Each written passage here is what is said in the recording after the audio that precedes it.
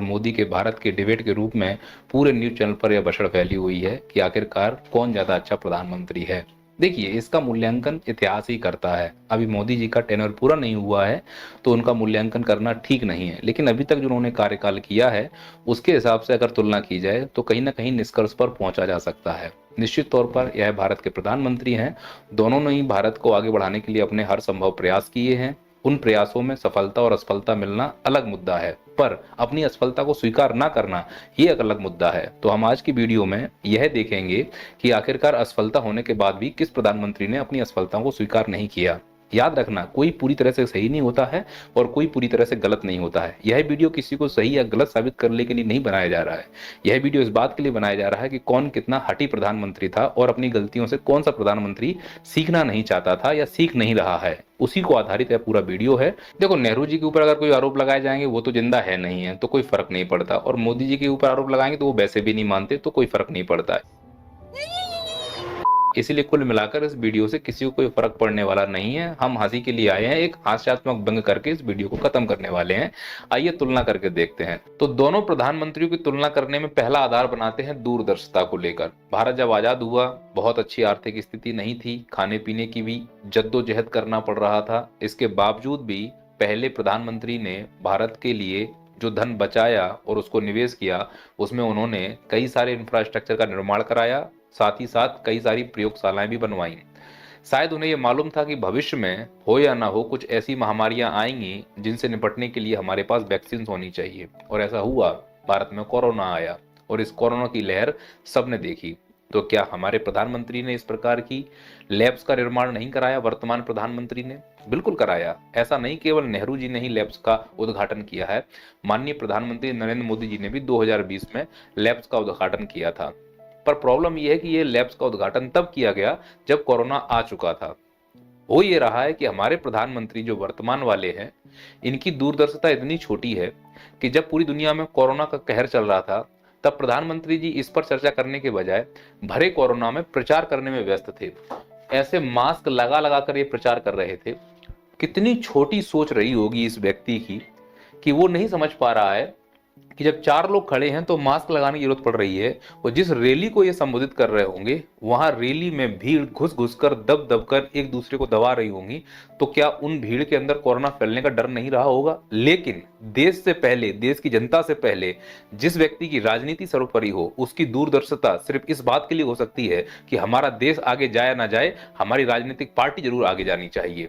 और इसका परिणाम सबने देखा, सबने भुगता। अखबारों की लाइनों में लिखा था सरकार के दावे का दम घुटा, लिखा था संकल्प के भरोसे सरकार। मंत्री कह रहे थे कि हम संकल्प लेते हैं कि तीसरी लहर नहीं आने देंगे।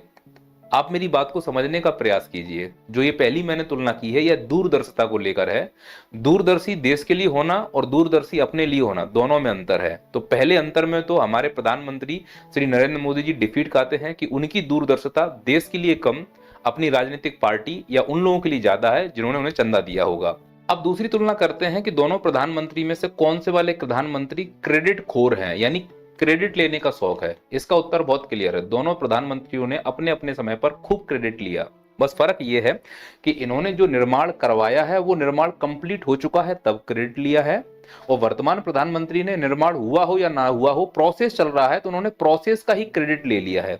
आप अगर ध्यान से देखोगे, digital India, make in India, skill India, startup India, ये सब कागजों में चल रहे हैं। वर्तमान में आज 10 साल होने वाले हैं, इनका कहीं कोई तुम्हें नामो निशान दिख रहा है? अगर ये सच में चल रहे होते भारत के अंदर तो भारत की जीडीपी आज 9% से ज्यादा होती। 2047 तक विकसित बनाने के लिए अमृत काल चल रहा है, सिर्फ चल रहा है, प्रोसेस है। उसका क्रेडिट किसको मिल गया है? मोदी जी को। लेकिन हमारी जीडीपी 6.5% चल रही है और 2047 तक विकसित होने के लिए 9.5% चाहिए, जो हम कभी प्राप्त नहीं कर सकते, क्योंकि जितना विकास है वो केवल और केवल कागजों में चल रहा है, और वही कागजों में चलते विकास का क्रेडिट लेने का काम कर रहे हैं माननीय प्रधानमंत्री नरेंद्र मोदी जी।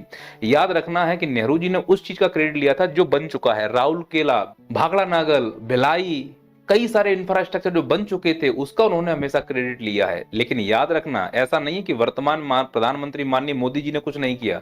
उन्होंने भी कई सारी जल परियोजनाओं का उद्घाटन किया है। यहाँ तक कि सरदार सरोवर बांध जो कई सालों से रुका हुआ था उनका भी उन्होंने उद्घाटन किया। लेकिन ध्यान रखना, उद्घाटन किया है लेकिन इसकी नींव हमेशा 2014 से पहले किसी भी प्रोजेक्ट को उठाकर देखोगे तब रखी गई है, लेकिन उद्घाटन माननीय प्रधानमंत्री मोदी जी ने किया है।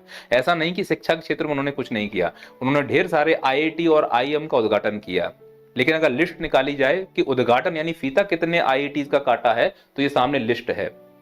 ऐसे कितने आईएम का फीता काटा है तो सामने लिस्ट है। लेकिन न्यूज़ों में चल रहा है 100 आईआईटी बन गए, 150 आईएम बन गए, ये प्रोसेस में चल रहे हैं और उसका क्रेडिट हमारे प्रधानमंत्री जी को मिल गया। अब कागजों में अगर आईआईटी है, कागजों में अगर आईएम है तो इंजीनियर भी कागजों में ही होंगे, और कागजी इंजीनियर कैसा काम करेंगे वो यहां पर सबको दिख रहा है। ये पुल याद आ रहा है, गूगल ने बताया था और नीचे गिर के मर गए। गूगल कौन बनाता है? आईआईटीएन। पुल कौन बनाएंगे? आईआईटीएन। तो जब आईआईटी कागजों में चल रहा है तो उसका रिजल्ट भी तो ऐसे ही आएगा।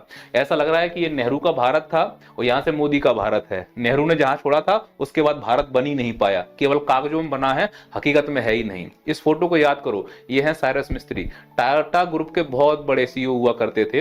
रोड एक्सीडेंट में मारे गए। कारणों का मालूम चला कि रोड अचानक से चौड़ी थी फिर सक्रिय हो गई, ड्राइवर समझ नहीं पाया, एक्सीडेंट हो गया। तो रोड में कभी भी आप हाईवे पे जाना, पुलों पर जॉइंट देखना, जब हाईवे पर पुल पर चढ़ती है गाड़ी खड़खड़ खड़खड़ होती है। आप इस चीज को समझिएगा। आज के जो इंजीनियर कागजों के द्वारा बनाए जा रहे हैं वो ऐसे ही घटिया भारत का निर्माण करेंगे, पर प्रोसेस का क्रेडिट किसको मिलेगा? हमारे प्रधानमंत्री जी को। अगर सच में हमारे यूनिवर्सिटी इतनी मजबूत होती तो ये जो रैंक आई थी ना 1500 उच्च शिक्षा संस्थानों में, अमेरिका के 190 संस्थान है, ब्रिटेन के 90 हैं, चीन के 71 हैं, भारत के केवल 15 संस्थान है। और मालूम है भारत के 15 संस्थान कौन से हैं? वो जो नेहरू जी बनाकर चले गए थे। मोदी जी का एक भी संस्थान इसमें रैंक में नहीं आ रहा है, और जो रैंक आ रही है वो 222, 211, 150 आ रही है। सोचने वाली बात है, क्या शिक्षा का स्तर इतना गिर चुका है कि पक्की पकाई खीर जो गर्म थी उसको हम ठंडा कर रहे हैं, उसको भी नहीं गर्म रख पा रहे हैं। लेकिन कागजों में वादे कैसे किए जा रहे हैं कि नहीं हम शिक्षा के लिए बहुत कुछ कर रहे हैं। तो ये अंतर है तब के प्रधानमंत्री और अब के प्रधानमंत्री में। तो दोनों ही प्रधानमंत्री क्रेडिट चोर थे, लेकिन वो करने के बाद क्रेडिट लेते थे। यहां तो झूठा ही डंका फेल दो और जो उसका परिणाम होता है वो पूरी दुनिया देख रही है। जीडीपी गिर रही है, शिक्षण संस्थानों की रैंक गिरती जा रही है, गरीबी बढ़ती जा रही है, बेरोजगारी बढ़ती जा रही है, शेयर मार्केट क्रैश कर रहा है, रोडों की हालत किसी छुपी नहीं है, नए नए हाईवे टूट रहे हैं, गड्ढे बनते जा रहे हैं, बरसात में गड्ढे डस रहे हैं, एयरपोर्ट गिर रहा है, पुल गिरते जा रहे हैं। क्यों? क्योंकि हमने ध्यान नहीं दिया। हमारा पूरा विकास कागजों पर है, हकीकत में तो हमारा विकास वैसे है जैसे बिहार में ढहते हुए पुल। हकीकत यह है कि इस देश में किसी को कोई परवाह नहीं है, सब उपहार और फ्रीवीज की राजनीति कर रहे हैं जिससे कि आप लोग खुश रह पाओ।